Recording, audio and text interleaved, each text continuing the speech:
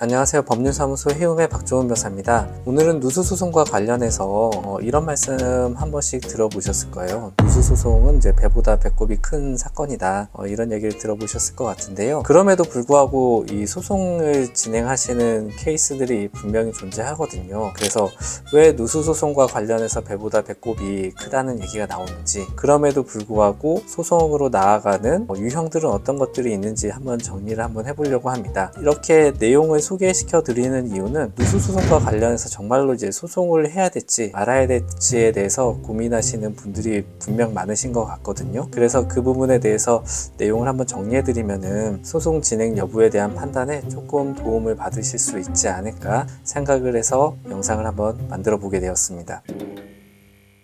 일단은 누수소송이 배보다 배꼽이 크다는 얘기들이 많이 나오는데요. 그 이유를 한번 살펴볼 수 있도록 할게요. 우리가 누수로 인해서 피해를 입게 되었단 말이죠. 그러면은 인터넷을 통해서 막 검색을 하게 됩니다. 그래서 누수소송은 어떻게 하고, 누수소송을 통해서 이제 받을 수 있는 손해배상은 어떤 것들이 있고, 그리고 이제 가장 중요한 이제 변호사 보수라든지 이런 것들에 대해서 알아보기도 시작하고, 그런데 이제 알아보니까 누수소송을 진행하는 데 있어서 감정이라는 것도 하게 되는구나. 그런데 감정 비용이 생각보다 비싸다. 이런 정보들도 쉽게 인터넷을 검색해 보면은 알게 될 겁니다. 그러면 우리가 이제 간단하게 생각을 해보면은 우리 집이 누수로 인해서 피해를 받긴 했는데 피해 정도가 그렇게 크지 않는다고 한다면은 보수 비용이 뭐 한 100만원, 200만원, 뭐 300만원 이렇게 비교적 낮은 금액에서 보수를 끝낼 수도 있거든요. 그런데 이제 변호사 보수 비용을 보면은 막 300만원, 400만원 막 이렇게 된단 말이죠. 그러면은 이제 당연히 고민될 수밖에 없습니다. 변호사 보수를 투입을 하는 것보다 그냥 그 돈으로 우리 집을 수리하는 게 더 어떻게 보면 경제적인 게 아닐까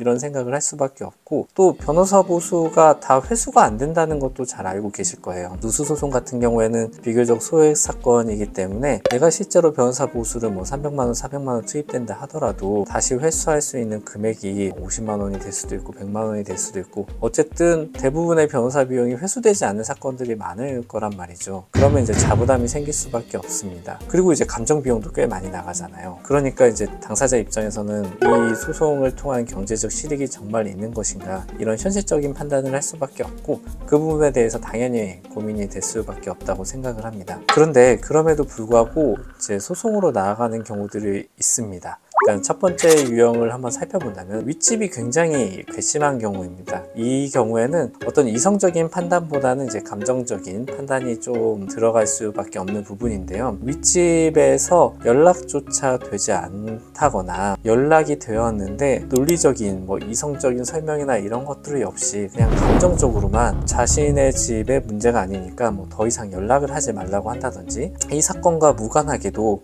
우리 피해 세대의 가족들한테 어떤 모욕적인 언사라든지, 이 경우에는 이제 금액이 그렇게 경제적인 실익이라든지 득실이라든지 이런 것들은 별로 고민이 되지 않는 것 같아요. 그러면은 그럴 때는 좀 적극적으로 소송을 좀 진행하시는 것 같고, 결국 이렇게 소송을 진행하시는 분들 같은 경우에는 궁극적으로 이 소송을 통해서 최대한 상대방의 어떤 경제적인 지출을 이끌어내려고 노력하시는 것 같습니다. 그러니까 우리가 소송을 통해서 수리 비용 대비 변호사 비용이 들어간 걸 생각하면은 그렇게 경제적 실익이 없다 하더라도 상대방 입장에서는 소송이 끝났을 때 손해배상 금액도 이제 부담을 해야 되고, 거기에 이제 변호사 비용 일부도 부담을 해야 되고, 그리고 이제 감정 비용까지 부담을 시켜서 최소한 1000만원 이상의 경제적인 지출을 만들고 싶다, 이렇게 이제 판단하시는 경우들이 있거든요.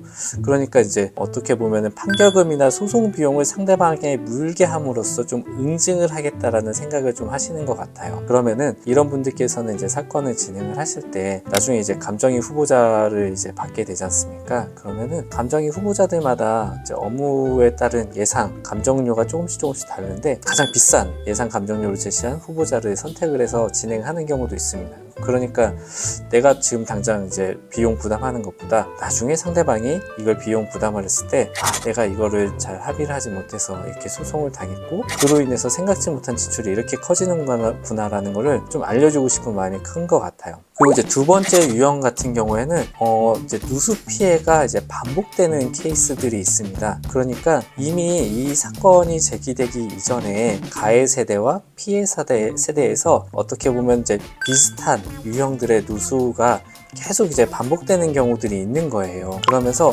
어쩔 때는 좀 잘 윗집하고 대화가 돼서 보수도 하고 원인도 찾긴 했는데, 어느 순간부터 윗집에서 더 이상 이제 자기네들 책임이 없으니까 우리한테 얘기하지 마라, 이런 식으로 이제 태도를 싹 바꾸게 되면은 그때부터 이제 좀 굉장히 이제 답답해지는 거죠. 그러면서 이제 피해는 점차 누적이 되고, 당장 이거를 쉽게 고칠 수 있을지언정 나중에 다시 재발될 것이 너무 불보듯 뻔한 사건들이 있거든요. 그러면은 이번 사건 소송을 통해서 앞으로 향후에 발생될 누수에 대해서 좀 예방을 하고 싶다. 그리고 계속 윗집이랑 내가 이 누수 피해로 인해서 대화를 하게 될 건데, 지금 이번 문제를 해결한다 하더라도 다음에 또 누수 피해가 발생했을 때 이런 상대방의 태도를 보고 싶지 않다. 이 소송을 통해서 상대방의 책임을 확실히 알려주고 싶고, 이 사건이 일단 마무리된다 하더라도 다음에 피해가 생겼을 때 내가 언제든지 소송을 제기해서 너한테 책임을 물을 수 있다는 걸 보여줌으로써 피고 상대방이 지금과 같은 태도를 유지하지 못하도록 조금 더 적극적으로 본인의 집에 누수 탐지를 하고 원인을 찾아내고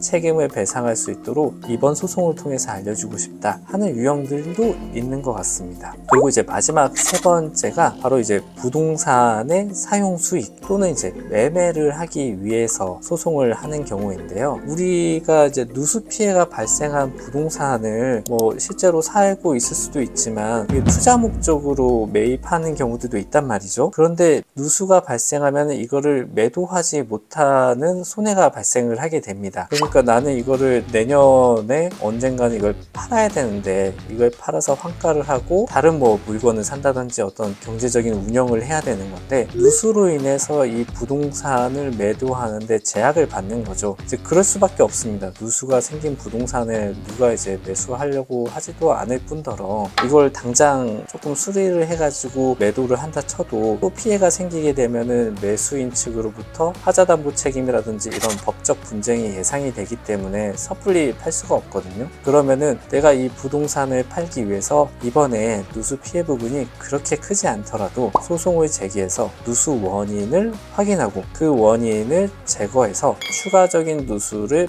막겠다라는 분명한 목표가 있는 사건들이 있어요. 이제 이런 경우에는 변호사님, 제가 내년 뭐 5월달까지 팔아야 됩니다. 지금 소송을 시작해서 그때까지 마무리가 될 수 있을까요? 이런 식의 이제 상담과 문의로 이제 업무가 시작되는 경우들이 있습니다. 그리고 이제 또한 비슷한 결인데요. 임대를 해야 되는 경우도 있습니다. 이 부동산을 임차인을 놓고 월세를 받아서 이걸 이제 수익화해야 되는 경우들이 있거든요. 그런데 이제 누수가 발생하게 되면은 당연히 이제 임차인을 구하는데 많은 어려움이 있을 수밖에 없습니다. 그러니까 그런 경우에도 이렇게 소송을 통해서 문제를 해결하고 경제적인 실익을 고민하기보다는 앞으로 장래에 발생할 월 차임이라든지 이런 더 큰 목표를 향해서 소송이 진행되는 경우가 있습니다. 이제 이런 분들 같은 경우에는 경제적 실익에 대해서 고민하는 것들이 좀 다른 것 같아요. 쉽게 말해서 수리 비용이 뭐 200만 원 드는데 변호사 비용이 뭐 300만 원 들어가니까 이걸 해야 되나, 이렇게 고민하시지 않는 것 같아요. 아니면은 내가 이 부동산을 지금 소송을 통해서 잘 해결하게 되면은 이거를 언제 매매를 할 수 있을 것 같다. 그러면 내가 만약에 매매를 하지 못했을 때 계속 발생되는 뭐 대출 이자라든지 이런 것들을 다 합산해 보면은 훨씬 소송이 이제 경제적 이득이 크다. 이런 식으로 조금 더 큰 틀에서 소송의 실익을 찾는 것 같습니다. 그래서 오늘은 이렇게 누수 소송이 분명 배보다 배꼽이 클 때가 있음에도 불구하고 소송 절차로 나아가는 어떤 상황들에 대해서 한번 얘기해 보았는데요. 혹시 우리 지금 이 영상을 보고 계시는 피해자들 중에서도 이런 유형들에 내가 해당하는지 한번 고민해 보시고, 그런 고민이 생기신다면은 전문 변호사를 통해서 상담을 받으시기를 추천드리고 싶습니다.